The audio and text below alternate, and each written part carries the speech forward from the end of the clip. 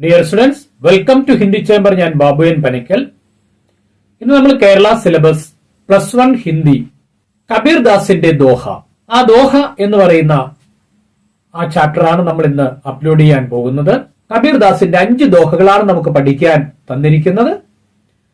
ഏതെങ്കിലും 2 ദോഹകൾ പരീക്ഷയ്ക്ക് സ്ഥിരമായിട്ട് ചോദിക്കും.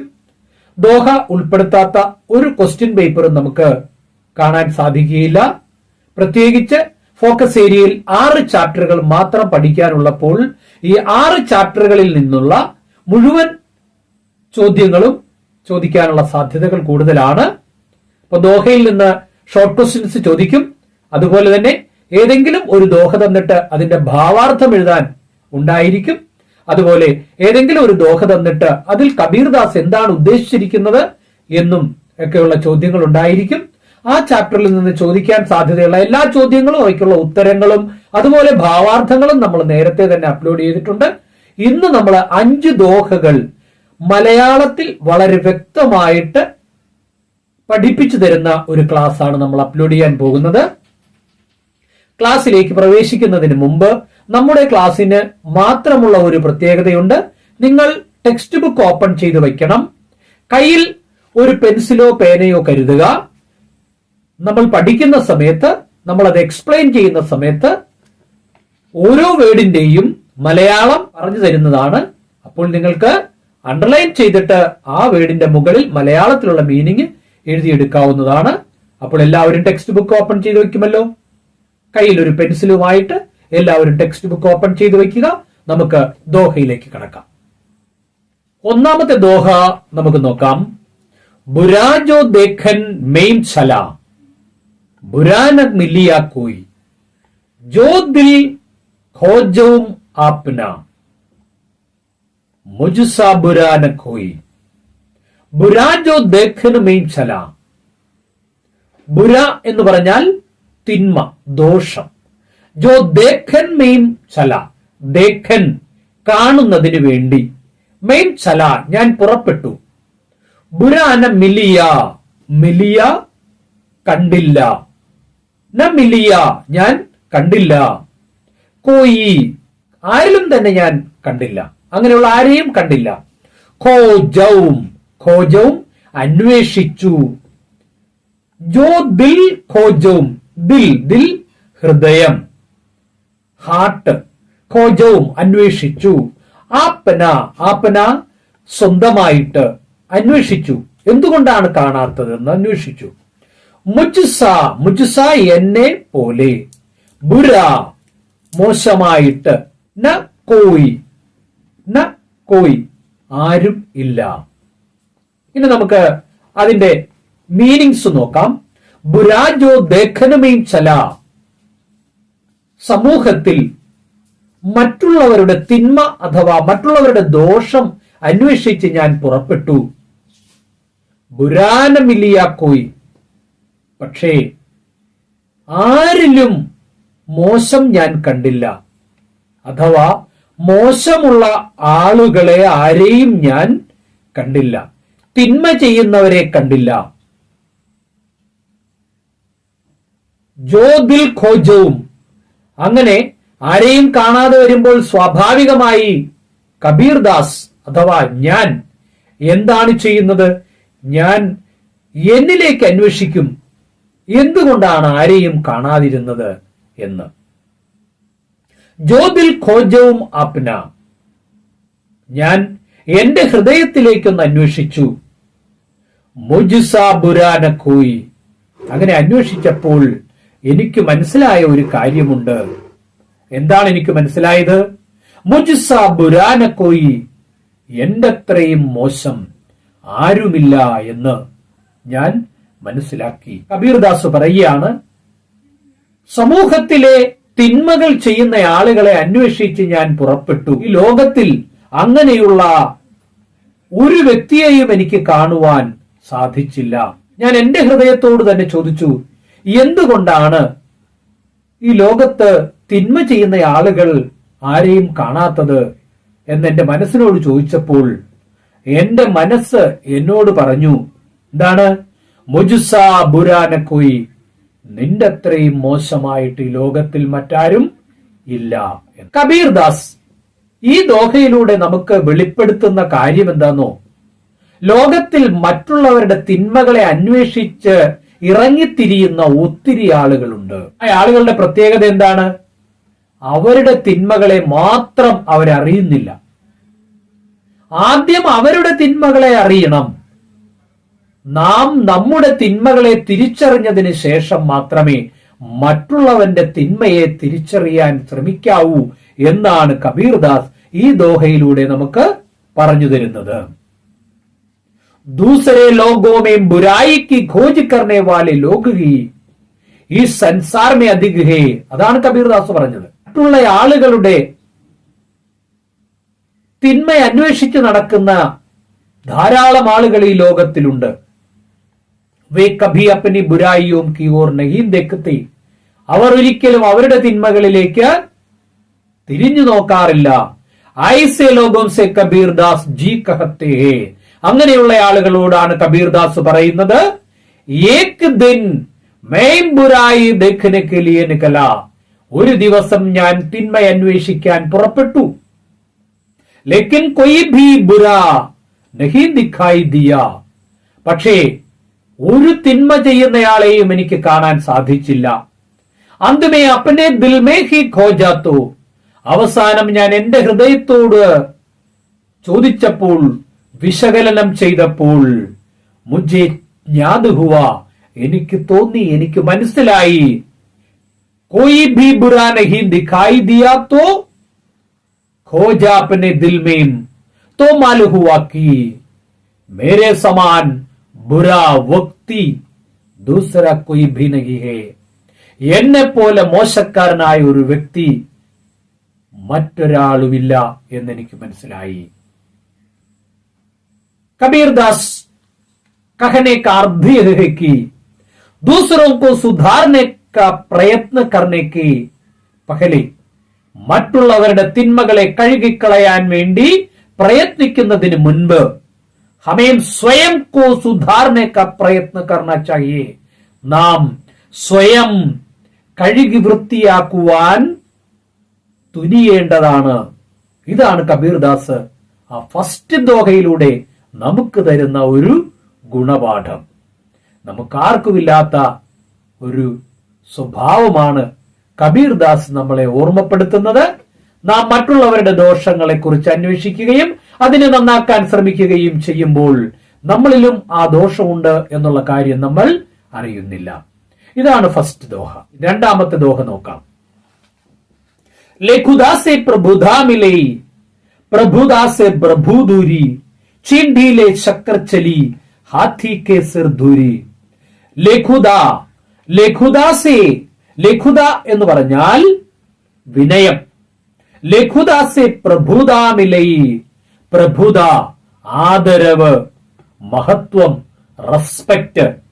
പ്രഭുദാസെ പ്രഭുദൂരി, രണ്ടാമത്തെ പ്രഭുദ അഹങ്കാരം. പ്രഭു, പ്രഭു ഈശ്വരൻ. ചീണ്ടിയിലെ ശക്കർ ചലി, ചീണ്ടി ഉറുമ്പ് ആൻഡ്, ശക്കർ പഞ്ചസാര. ഹാത്തി കെ സിർ ധൂരി, ഹാത്തി ആന, സിർ തല, ധൂരി, ധൂരി പൊടിപടലങ്ങൾ. ഇതാണ് ദോഹയിലെ പ്രധാനപ്പെട്ട വേർഡുകളും അവയുടെ മലയാളം അർത്ഥങ്ങളും. ദോഹ നോക്കാം. ലേഖുദാസെ പ്രഭുദാമിലേ, വിനയം കൊണ്ട് മഹത്വം ലഭിക്കും. പ്രഭുദാസെ പ്രഭുദൂരി, അഹങ്കാരം കൊണ്ട് ഈശ്വരൻ വിദൂരമാകും അഥവാ ഈശ്വരൻ നഷ്ടപ്പെടും. ചീണ്ടിയിലെ ശക്കർ ചലി, ഉറുമ്പുകൾ പഞ്ചസാരയുമായി പോകുന്നു. ഹാത്തി കെ സിർ ധൂരി, ആനയുടെ തലയിൽ എപ്പോഴും പൊടികൾ മാത്രം. ഇവിടെ ആനയെയും ഉറുമ്പിനെയും ഉദാഹരണം പറഞ്ഞുകൊണ്ട് വളരെ പ്രധാനപ്പെട്ട ഒരു ഗുണപാഠം നമുക്ക് തരികയാണ്. ലേഖുദാസെ പ്രഭുദാമിലേ, മറ്റുള്ളവരോട് വിനയത്തോടുകൂടി പെരുമാറുകയും പറയുകയും ചെയ്യുകയാണെങ്കിൽ നമുക്ക് പ്രഭുദാമിലൈ, നമുക്ക് വിനയം ലഭിക്കും, നമുക്ക് മഹത്വം ലഭിക്കും, നമുക്ക് ആദരവ് ലഭിക്കും. പ്രഭുദാസേ പ്രഭുദൂരി, അഹങ്കാരമെടുത്താൽ ഈശ്വരൻ നമ്മളെ കൈവിട്ടു പോകും, നമ്മളെ കൈയൊഴിയും. അതിന് ഉദാഹരണമായിട്ട് പറയുന്നു, ചീണ്ടിയിലെ ശക്കർച്ചലി. ചീണ്ടി ഉറുമ്പ് വളരെ ചെറിയ ജീവിയാണ്, വളരെ വിനയമുള്ള ഒരു ജീവിയാണ്. അവയ്ക്കെപ്പോഴും ശക്കർച്ചലി, അവയ്ക്കെപ്പോഴും പഞ്ചസാര ലഭിക്കുന്നു. പക്ഷേ കരയിലെ ഏറ്റവും വലിയ ജീവിയാണ് ആന. ആനയുടെ തലയിൽ എപ്പോഴും ഉണ്ടാകുന്നത് പൊടി മാത്രമാണ്. എത്ര മനോഹരമായി കുളിപ്പിച്ചു കൊണ്ടുവന്ന് നിർത്തിയാലും ഉടനെ തന്നെ ആന ചെയ്യുന്ന തുമ്പിക്കൈ കൊണ്ട് കുറച്ച് മണ്ണെടുത്ത് അതിന്റെ തലയിലേക്ക് അഴിച്ചുവിടും. ഇതാണ് ആന ചെയ്യുന്നത്. അപ്പോൾ ഈ രണ്ട് ജീവികളെയും ഉദാഹരണം കാണിച്ചുകൊണ്ട് കബീർദാസ് പറയുകയാണ്, നമ്മൾ മറ്റുള്ളവരോട് വിനയത്തോടുകൂടി പെരുമാറിയാൽ മറ്റുള്ളവരിൽ നിന്ന് നമുക്ക് ആദരവ് ലഭിക്കും, മഹത്വം ലഭിക്കും, നമ്മളെ എല്ലാവരും ബഹുമാനിക്കും. എന്നാൽ നമ്മൾ മറ്റുള്ളവരോട് അഹങ്കാരത്തോടുകൂടി പെരുമാറിയാൽ മനുഷ്യരെന്നല്ല ഈശ്വരൻ പോലും നമ്മളെ കൈയൊഴിയും. അതിനുദാഹരണമാണ് വളരെ വിനയത്തോടുകൂടി ജീവിക്കുന്ന ഉറുമ്പും വളരെ അഹങ്കാരത്തോടുകൂടി ജീവിക്കുന്ന ആനയും. അതാണ് കബീർദാസ് നമ്മളോട് പറയുന്നത്. നമ്മൾ മറ്റുള്ളവരോട് വിനയം കാണിക്കുക, നമുക്ക് ആദരവും അതുപോലെ തന്നെ ഈശ്വര സാന്നിധ്യവും നമുക്കുണ്ടാകും. പ്രസ്തുത ദോഹേ में കബീർദാസ് ജി വിനയ की महिमा व्यक्त करते हैं. വിനയത്തിന്റെ മാഹാത്മ്യമാണ് പറയുന്നത്. വിനയ് സേ സബ് പ്രകാർ കാ ഐശ്വര്യ മിൽത്താ ഹൈ. വിനയം കൊണ്ട് നമുക്ക് എല്ലാ തരത്തിലുള്ള ഐശ്വര്യം ലഭിക്കും. ജോ അപ്നെ കോ ബഡാ മാൻതാ ഹൈ, ഈശ്വർ കാ വരദാൻ ഉസ്കോ പ്രാപ്ത് നഹി ഹോത്താ. അവനവൻ വലിയവനാണെന്ന് വിചാരിച്ചാൽ ഈശ്വരന്റെ പ്രസാദം അവന് കിട്ടില്ല, ഈശ്വരന്റെ ചൈതന്യം അവനിൽ ഉണ്ടാവില്ല. ചീണ്ടി और हाथी का उदाहरण देकर वे इसका समर्थन करते हैं. ഉറുമ്പിനെയും ആനയെയും ഉദാഹരണമായി കാണിച്ചുകൊണ്ട് കബീർദാസ് ഇത് സമർത്ഥിക്കുന്നു. കബീർദാസ് എന്താണ് പറയുന്നത്? വേ കഹത്തെ ഹേ, അദ്ദേഹം പറയുന്നു, ലഘുദാസെ മഹത്വ പ്രാപ്ത് ഹോത്താ ഹേ. ലഘുത കൊണ്ട് മഹത്വം ലഭിക്കുന്നു. ജോ അപ്നെ ബഡപ്പൻ പർ ഗർവ് കർത്താ ഹേ, ആരാണോ തന്നിൽ അഹങ്കാരം വച്ചു പുലർത്തുന്നത്, ഈശ്വർ ഉസ്സെ സദാ ദൂർ രഹത്താ ഹേ, ഈശ്വരൻ അവരിൽ നിന്ന് വളരെ വിദൂരമായിരിക്കും. ചീണ്ടി സബ്സെ ഛോട്ട പ്രാണി ഹേ, എല്ലാത്തിലും ചെറിയ പ്രാണിയാണ് ഉറുമ്പ്. ലേക്കിൻ വഹു മീഠാ ശക്കർ ലേ ചൽത്തി ഹേ, എപ്പോഴും മധുരമുള്ള പഞ്ചസാരയുമായി അവൻ പോകുന്നു. ഹാഥിക്കു അപ്പനെ ബടപ്പൻ കാ ഗർവ് ഹേ, തന്റെ ശരീരത്തിന്റെ വലിപ്പത്തിൽ അഹങ്കാരിയാണ് ആന. ഉസ്കെ സിർ പർ ധൂൽ പട്ടി ഹേ, അവന്റെ ശരീരത്ത് എപ്പോഴും പൊടികൾ മാത്രമായിരിക്കും. ഹാഥി സൂണ്ട് സേ സദാ സിർ പർ ധൂലി ഉച്ഛാൽ ദേത്താ ഹേ, എപ്പോഴും തന്റെ തുമ്പിക്കൈ കൊണ്ട് ആന എന്തു ചെയ്യുന്നു എന്നാണ് കവി പറയുന്നത്? പൊടി എപ്പോഴും ഇങ്ങനെ ചീറ്റിച്ച് തന്റെ ശരീരത്തേക്ക് ഇടും. ഇസ്കാ മതലബ് ഹേ കി വിനയ് സേ മഹത്വ മിൽത്താ ഹേ, വിനയം കൊണ്ട് മഹത്വം ലഭിക്കുന്നു. ഈശ്വർ ഭി ഐസേ ലോഗോം കി സഹായത കർത്താ ഹേ, അങ്ങനെയുള്ള ആളുകളെ ഈശ്വരനും സഹായിക്കുന്നു. ഘമണ്ഡ് കർണേ സേ കോയി ഫായദ നഹീ, അഹങ്കാരം കൊണ്ട് യാതൊരു പ്രയോജനവുമില്ല. ഇതാണ് കബീർദാസ് നമുക്ക് തരുന്ന വളരെ നല്ല ഒരു ഉപദേശം. നമുക്ക് മൂന്നാമത്തെ ദോഹ നോക്കാം. ദുഃഖമേം സുമരൻ സബ് കരൈ, സുഖമേം കരൈ ന കോയി, ജോ സുഖമേം സുമരൻ കരൈ തോ ദുഃഖ കാഹേ ഹോയ്. ദുഃഖമേം സുമിരൻ, ദുഃഖ് അതിന്റെ മീനിങ് അറിയാം, ദുഃഖം. സുമിരൻ ഓർമ്മിക്കുന്നു, സബ് കരൈ സുമിരൻ കരൈ ഓർമ്മിക്കുന്നു. സുഖമേം സുഖത്തിൽ, കരൈ ന കോയി സുമിരൻ കരൈ ന കോയി ആരും തന്നെ ഓർമ്മിക്കുന്നില്ല. ജോ സുഖമേം സുമിരൻ കരൈ, സുഖത്തിൽ ആരാണോ ഓർക്കുന്നത്, ആരെ ഓർക്കുന്നത്? ഈശ്വരനെയാണ് കബീർദാസ് ഇവിടെ സൂചിപ്പിക്കുന്നത്. തോ ദുഃഖ കാഹേ ഹുയ്, എങ്കിൽ അവൻ എങ്ങനെ ദുഃഖമുണ്ടാകും? ഇതാണ് കബീർദാസിന്റെ ദോഹയുടെ പ്രത്യേകത. വേഴ്സുകൾ വളരെ കുറവായിരിക്കും, അതിന്റെ മീനിങ് കടലോളം ഉണ്ടായിരിക്കും. കടുക് പോലത്തെയുള്ള അദ്ദേഹത്തിന്റെ വരികളിൽ കടല് പോലെയുള്ള ആശയമുണ്ട്. അതാണ് കബീർദാസിന്റെ പ്രത്യേകത. ദുഃഖമേം സുമരൻ സബ് കരൈ, ദുഃഖം വരുമ്പോൾ എല്ലാവരും ഈശ്വരനെ സ്മരിക്കുന്നു, ഓർമ്മിക്കുന്നു. അല്ലയോ ഈശ്വര രക്ഷിക്കണേ എന്ന് വിളിച്ചു പറയുന്നു. സുഖമേ കരയിന കോയി, സുഖമുള്ളപ്പോൾ ആരും ഈശ്വരനെ സ്മരിക്കുന്നില്ല.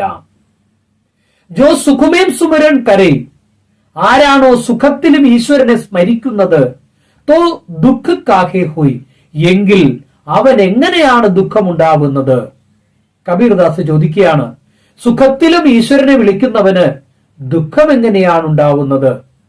അഥവാ സുഖത്തിലും നമ്മൾ ഈശ്വരനെ വിളിക്കുകയാണെങ്കിൽ അങ്ങനെയുള്ള നമുക്ക് ഒരിക്കലും ദുഃഖം അനുഭവിക്കേണ്ടി വരികയില്ല എന്ന ഉപദേശമാണ് കബീർദാസ് ഇതിൽ നമുക്ക് തരുന്നത്. കബീർദാസ് ജി കഹത്തെ ഹേ കി ദുഃഖമേ സബ് ലോഗ് ഈശ്വർ കാ സ്മരൺ കർത്തെ ഹേ യാ സബ് ലോഗ് ഈശ്വർ കോ പുകാർത്തെ ഹേ. ദുഃഖം വരുമ്പോൾ എല്ലാ ആളുകളും ഈശ്വരനെ വിളിക്കുന്നു. ഹേ ഈശ്വർ മുझे ബച്ചാവോ, അല്ലയോ ഈശ്വര എന്നെ രക്ഷിക്കൂ എന്ന് പറയുന്നു. ലേക്കിൻ സുഖമേ കോയി ഭി ഈശ്വർ കാ സ്മരൺ നഹീ കർത്ത, എന്നാൽ സുഖമുള്ളപ്പോൾ ആരും ഈശ്വരനെ വിളിക്കുകയില്ല. ലോട്ടറി അടിക്കുമ്പോൾ ഈ പൈസ എങ്ങനെ ചെലവാക്കണം, എന്തെല്ലാം ചെയ്യണം എന്നതിനെ കുറിച്ചാണ് നമ്മൾ ആലോചിക്കുന്നത്. ലോട്ടറി അടിച്ച ഒരു വ്യക്തിയും ഈശ്വരനെ വിളിക്കും എന്ന് തോന്നുന്നില്ല.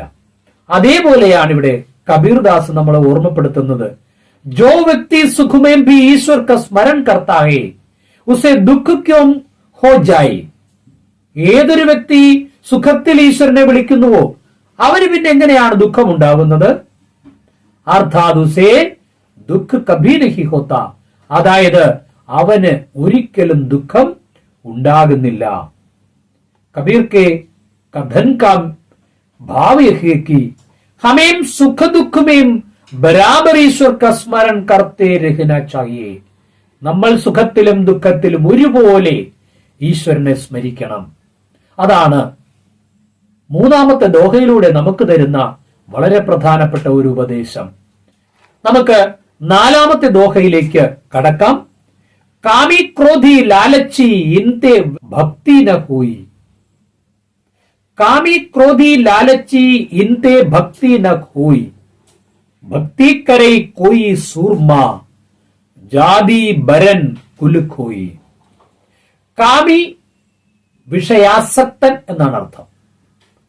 വിഷയാസക്തൻ. ക്രോധി പെട്ടെന്ന് കോപിക്കുന്നവൻ. ഇൻതേ ഭക്തി ന ഹോയി.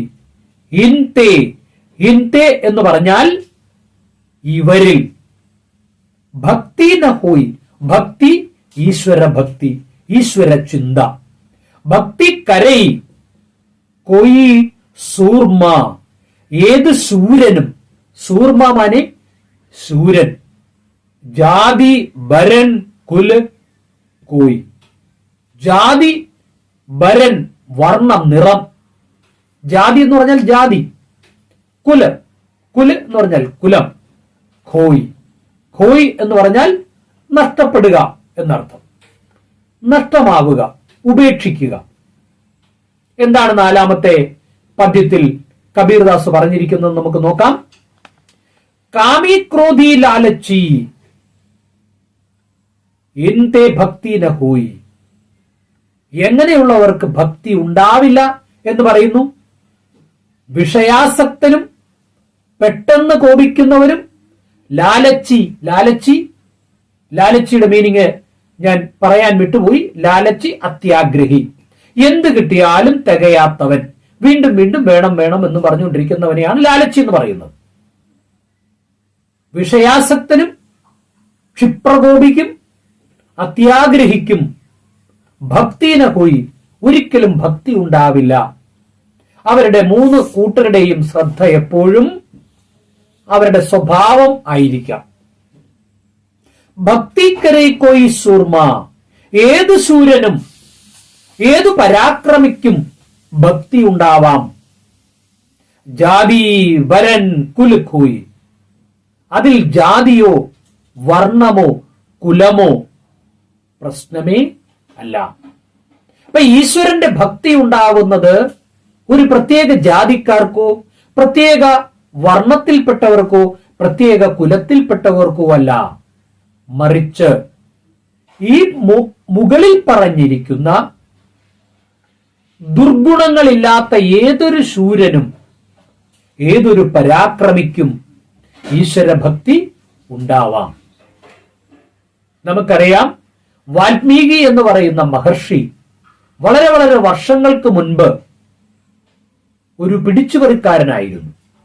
അദ്ദേഹം മറ്റുള്ളവരെ ഉപദ്രവിച്ച് മറ്റുള്ളവരെ കൊള്ളയടിച്ച് ജീവിച്ചിരുന്ന ഒരു കാട്ടാളനായിരുന്നു. പിന്നീട് അദ്ദേഹം ലോകപ്രസിദ്ധനായ ഒരു വലിയ ഭക്തനായിട്ട് മാറിയെന്നും രാമായണ കാവ്യം രചിച്ച ഒരു മഹാകവിയായെന്നും നമ്മൾ കഥകളിൽ പഠിച്ചിട്ടുണ്ട്. അപ്പോൾ കബീർദാസ് പറഞ്ഞ ഈ വരികൾ എത്രത്തോളം അർത്ഥവത്താണെന്ന് നമുക്ക് മനസ്സിലാക്കാം. കബീർദാസ് ജി ജാതി പാന്തിക്ക് കട്ടർ വിരോധി थे. ജാതി വ്യത്യാസത്തെ വളരെയധികം എതിർത്തിരുന്ന വ്യക്തിയായിരുന്നു കബീർദാസ്. പ്രസ്തുത ദോഹമേ വേ കാത്തെ ഹേ കി, ഈ ദോഹയിൽ കബീർദാസ് പറയുകയാണ്, കാമി ക്രോധി ഔർ ലാലച്ചി വ്യക്തി സെ, കാമം ക്രോധം അഥവാ ലാലച്ച് അഥവാ അത്യാഗ്രഹം എന്നീ വ്യക്തികളോട് കബി ഭക്തി സംഭവനഹീം, എന്നീ വ്യക്തികൾക്ക് ഒരിക്കലും ഭക്തി ഉണ്ടാവുകയില്ല. ഐസാ കോയി ശൂർ ഹി ഭക്തി കാ അധികാരി ഹോത്താ ഹേ, ഏതൊരു ശൂരനും ഭക്തി ഉണ്ടാവാം. അവന്റെ ജാതിയോ ജോ ജാതി വർണ്ണ കുല ആദി ഭേദഭാവോ കെ പരേ ഹോത്താ ഹേ, അവൻ ജാതിക്കും കുലത്തിനും വർണ്ണത്തിനും അപ്പുറത്തായിരിക്കാം. അഥവാ അവൻ ഏത് ജാതിയിൽപ്പെട്ടവനായാലും ഏത് കുലത്തിൽപ്പെട്ടവനായാലും ഏത് നിറത്തിൽപ്പെട്ടവനാണെങ്കിലും അവന് ഭക്തി ഉണ്ടാവാം. कबीरदास का कथन का मतलब है कि ईश्वर भक्ति के मार्ग में जाति वर्ण कुल आदि बाधक नहीं होते हैं. കബീർദാസ് പറയുന്നു, ഈശ്വര ഭക്തിയുടെ മാർഗത്തിൽ ജാതിയോ വർണ്ണമോ കുലമോ ഒരു തടസ്സമേയല്ല. അതാണ് നാലാമത്തെ പദ്യത്തിൽ കബീർദാസ് നമുക്ക് തരുന്ന ഉപദേശം. ഇനി നമുക്ക് അഞ്ചാമത്തെ ദോഹയിലേക്ക് കടക്കാം. സായി ഇത്തനാ ദീജിയെ ജാമേം കുടുംബ സമായി, മേം ബി ഭൂക്കാ ന രഹൂം സാധു ന ഭൂക്കാ ജായ്. സായി ഇത്തനാ ദീജിയെ, സായി, സായി എന്ന് പറഞ്ഞാൽ അല്ലയോ സ്വാമി, സ്വാമി എന്ന് പറഞ്ഞാൽ ഈശ്വരൻ.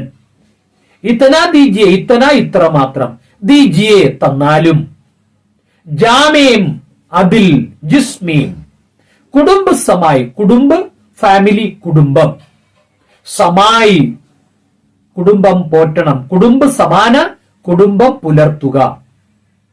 മേം ബി ഭൂക്കാനരഹും, ഭൂക്ക വിശപ്പ്, ഭൂക്കാനരഹും എനിക്കും വിശപ്പടക്കണം. സാധു ന ഭൂക്ക ജായ്, സാധു സന്യാസിയുടെ വിശപ്പും അടക്കണം. കബീർദാസ് പറഞ്ഞത്, അല്ലേ സ്വാമി ഇത്രമാത്രം തരിക, കുടുംബം പോറ്റണം, എന്റെ വിശപ്പടക്കണം, സന്യാസിയുടെ വിശപ്പ് അടക്കണം. സായി ഇത്തനാ ദീജി, എനിക്ക് ഇത്രമാത്രം തന്നാൽ മതി ഭഗവാനെ, അതിലൂടെ എന്റെ കുടുംബം പുലർത്താൻ എനിക്ക് സാധിക്കണം. അന്നേക്കുള്ള അഷ്ടിക്കുള്ള വകകൾ തന്ന് എന്റെ കുടുംബത്തെ പുലർത്താനുള്ളത് മാത്രം എനിക്ക് തരിക. മാസങ്ങളോ വർഷങ്ങളോ എനിക്ക് സൂക്ഷിച്ചു വയ്ക്കുവാനുള്ളതോ സമ്പാദിച്ചു വയ്ക്കുവാനുള്ളതോ ഒന്നും എനിക്ക് അല്ലയോ ഈശ്വര തരേണ്ട. മേംബി ഭൂക്കാനരഹും, എനിക്കും വിശപ്പടക്കാനുള്ളത് തരണം.